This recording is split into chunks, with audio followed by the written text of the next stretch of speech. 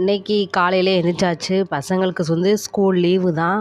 இருந்தாலும் நம்ம தான் சீக்கிரம் எந்திரிச்சே பழகிட்டோமே அப்படின்ட்டு, இன்னைக்கும் அதே டைமுக்கு முழிப்பு வந்துருச்சு. சரின்ட்டு சும்மா இரு இனிமே நம்ம சும்மா இருந்தா நல்லாவா இருக்கும் அப்படின்ட்டு, டக்குன்னு நைட்டே நான் இட்லி அரிசிக்கு இட்லி மாவு தீர்ந்துச்சா, இட்லி அரிசி ஊற வச்சு மாவு ஒரு பக்கம் ஆட்டிட்டேன். காலையில எத்தனை எத்தனை சோதனைகள் மட்டும் பாருங்க. ஒரு பக்கம் மாவு ஓடிக்கிட்டு இருக்கு, ஒரு பக்கம் தேங்காயோட போராடிக்கிட்டு இருக்கேன். தேங்காய எடுக்க முடியாம அதோட ஒரு போராட்டம். பாத்திரம் வெளக்கி தண்ணி இல்லாமல் போச்சு. என்னடா இன்றைக்கி நம்ம ஒரு காலக்கொடுமைன்ட்டு சரின்ட்டு இடியாப்பம் புழிவோன்னு பார்த்தா, இடியாப்பம் புழியும்போது அந்த இடியாப்பம் உரலுக்கும் எனக்கும் அவ்வளோ ஒரு போராட்டமாயிடுச்சு. வாழ்க்கை தான் ஒரு போராட்ட களம்னா, நம்ம சமைக்கிறதுலேயும் டெய்லி போராடிட்டு தானே இருக்கோம் அப்படின்ட்டு, சரின்னு ஒரு வழியாக புழிஞ்சு எடுத்தாச்சு. கை வலி வேற ரொம்ப. அப்புறம் என்ன பண்ணேன், புழிஞ்சு எடுத்தாச்சு, சாப்பிட்டே ஆகணுமே, பசங்களுக்கு லீவ் வேறு அப்படின்ட்டு. என்னைய கேட்டால் இப்படி டிஃபன் செய்கிறதுக்கு சாப்பாடு செய்கிறது எவ்வளோ பெட்டருங்க. அப்புறம் சரின்னு ஒரு வழியாக சண்டை போட்டு அந்த இடியாப்ப உரலோட சண்டை போட்டு ஒரு வழியாக இடியாப்பம் புழிஞ்சு எடுத்தாச்சு.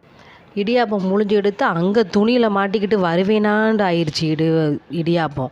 தண்ணியை ஊற்றி இப்படியோ வெளியே எடுத்தாச்சு. எடுத்து அடுத்ததுக்கு ரெடி பண்ணியாச்சு. ரெடி பண்ணிவிட்டு ஒரு வழியாக இன்றைக்கி மாவு ஆட்டி இன்றைக்கி எத்தனை வேலை முடிச்சிருக்கேன்னு மட்டும் பாருங்கள். ஆனால் பசங்களுக்கு ஸ்கூல் லீவு, அவங்க நல்லா ஜாலியாக தூங்கிட்டு தான் இருக்காங்க. நம்மளும் குழந்தையாகவே இருந்திருக்கக்கூடாதான்னு ஒரு கட்டத்துக்கு அப்படி தான் தோணுது யோசிக்க. என்ன தான் நம்மளுக்கும் குழந்தையாகவே இருந்தால் தான் நம்மளும் ஒரு காலத்தில் குழந்தையா இருக்கும்போது பெரியவங்களா ஆகணுன்ற ஒரு எண்ணம்.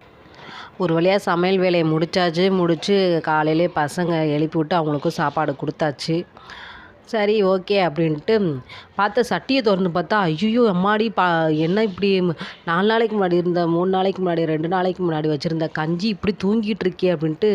எங்கள் மழை டைம்னால சாப்பாடும் ரொம்ப மிஞ்சிருது, பசங்களும் அவ்வளோவா சரியாக சாப்பிட மாட்றாங்களா, அதனால் சரி என்னடா கஞ்சி இப்படி தூங்கிட்டு இருக்கேன்னு அந்த கஞ்சியை வேகமாக புழிஞ்சு எடுத்து மாவெல்லாம் ஆட்டுனதுக்கப்புறம் அதே கிரைண்டரில் இந்த கஞ்சியும் போட்டு கஞ்சி ஆட்டி அங்கே சரி நம்ம போய் இதையும் கையோட புழிஞ்சு எடுத்துருவோம் அப்படின்ட்டு வெளியே வந்தால் வெயில் எனக்கனாடி இப்படி அடிச்சுக்கிட்டு இருக்கு இன்னைக்கு. அப்படி ஏப்ரல் மாதம் வெயில் மாய்க்கு அடிச்சிட்ருக்கேன். நம்ம நேரம்டா இன்னைக்கு யார் முடிஞ்சில் தான் முழிச்சோமே தெரியலையே அப்படின்ட்டு வேறு வழி இல்லாமல் வெயிலில் உட்காந்து புளிய ஆரம்பித்தாச்சு. இப்படி தாங்க என்னோடய டெய்லி ரொட்டீன் போகுது. டெய்லி போராடிக்கிட்டே தான் இருக்கேன். ஓகே, வீடியோ பிடிச்சிருந்தா லைக் பண்ணுங்கள், கமெண்ட் பண்ணுங்கள். நம்ம சேனலை சப்ஸ்கிரைப் பண்ணாங்க, சப்ஸ்கிரைப் பண்ணி வச்சுக்கோங்க. பெல்க்கான பட்டனை கிளிக் பண்ணி வச்சுக்கோங்க. அப்போனா தான் நான்